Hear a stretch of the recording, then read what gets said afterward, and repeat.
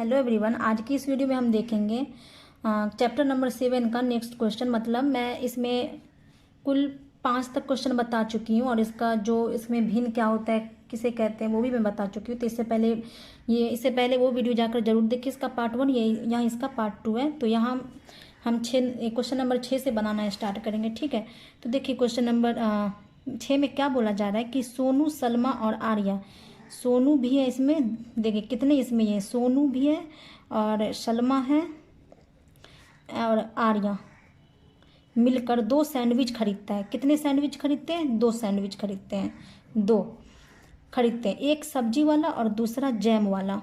फिर है क्वेश्चन 6 के ए में, तीनों उन्हें किस प्रकार बांटे कि प्रत्येक को बराबर मिले। मैंने भिन्न बांटना सिखाया इसके पहले वाली वीडियो में, तो वो जरूर जाकर देखें।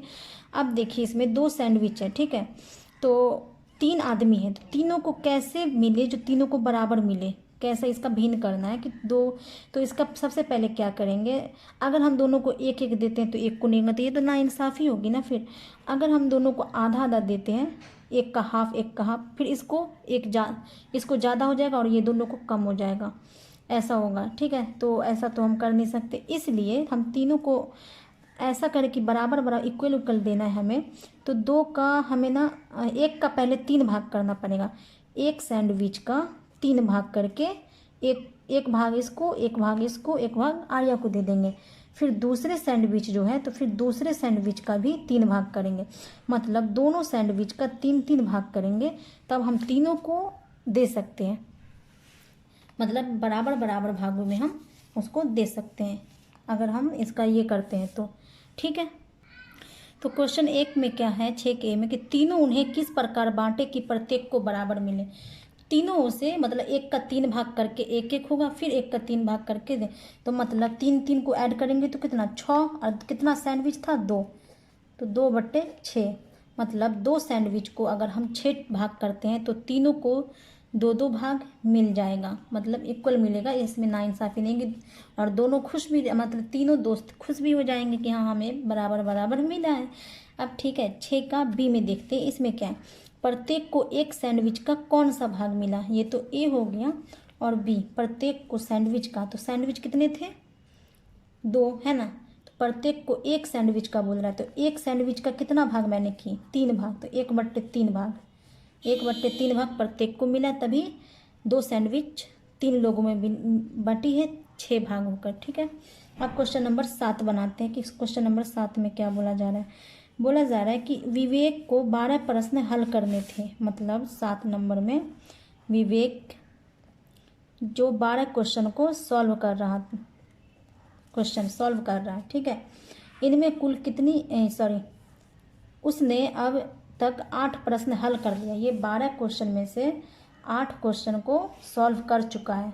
तो अब हमें कितना क्वेश्चन बचा, 4 क्वेश्चन। 8 तो कर चुका है और 4 क्वेश्चन जो है वो नहीं किया है। ये क्वेश्चन नहीं किया, ये कर चुका है। तो क्वेश्चन में बोला जा रहा है कि उसने प्रश्नों का कितना भाग कर लिया। तो कितना भाग, 12 क्वेश्चन थे, 8 भाग कर लिया, तो क्या होगा इसका, 8/12, 8/12 हो जाएगा, या इसका आंसर हो जाएगा। बस सिंपल है, बस समझने की देरी है। अब चलते हैं क्वेश्चन नंबर 8 में। अब देखिए क्वेश्चन नंबर 8 में बोला जा रहा है कि 5 से 15 तक की प्रकृत संख्या लिखिए।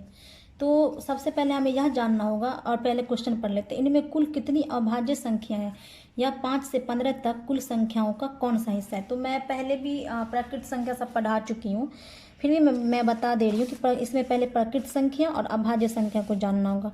तो प्रकृत संख्या किसे कहते हैं, गिनती की संख्या को हम प्रकृत संख्या कहते हैं, जैसे 1, 2, 3, 4, ओनली 0 को छोड़कर। ठीक है, वह प्राकृत संख्या कहलाती है। ठीक है, और अभाज्य संख्या किसे कहते हैं, वह वैसी संख्या जो 1 से कटे और अपने आप स्वयं से कटे। जैसे हो गया 3 में क्या 1 से भाग लगेगा और 3 से, बाकी तो किसी और संख्या से भाग नहीं लग सकता है, तो यह एक अभाज्य संख्या हो गई। जैसे 5, जैसे 7, जैसे 11, ऐसे करके। ठीक है, अब हम चलते हैं क्वेश्चन बनाते हैं। तो क्वेश्चन में है कि 5 से 15 तक की प्रकृत संख्या लिखनी। तो पहले हम 5 से, क्वेश्चन नंबर 8 है, 5 से 15 तक की प्रकृत संख्या लिखें। 5, 6, 7, 8,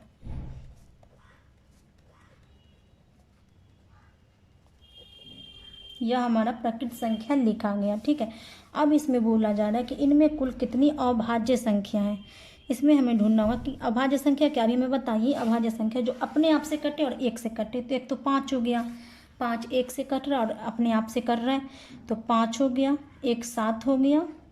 9 तो नहीं हुआ क्योंकि 9 3 से भी कर रहा है, एक से भी कर रहा है, तो इसमें 2 से ज़्यादा इसका गुणनखंड, मतलब अभाज्य संख्या जिसमें 2 से ज़्यादा, जिसमें 2 गुणनखंड हो, ये भी कह सकते हैं। 1 हो गया 11, 1 हो गया 13। कितनी संख्या हुआ? 4। 4 हमें अभाज्य संख्या मिली। अभाज्य संख्या 4 है। ठीक है, अब है क्वेश्चन में कि यह 5 से 15 तक कुल संख्याओं का कौन सा हिस्सा है। जो हमें जो अभाज्य संख्या मिला है, तो यह 5 से 15 तक जो मैं प्रकृत संख्या लिखी हूँ, इसका कौन सा हिस्सा है। तो कितना, ये संख्या को पहले हम गिन लेंगे। कितना? 1 2 3 4 5 6 7 8 9 10 11। 11 है, जिसमें 4 अभाज्य संख्या है, तो 4/11 हो जाएगा। ठीक है, इसका ये आंसर होगा। अब चलते हैं नेक्स्ट क्वेश्चन नंबर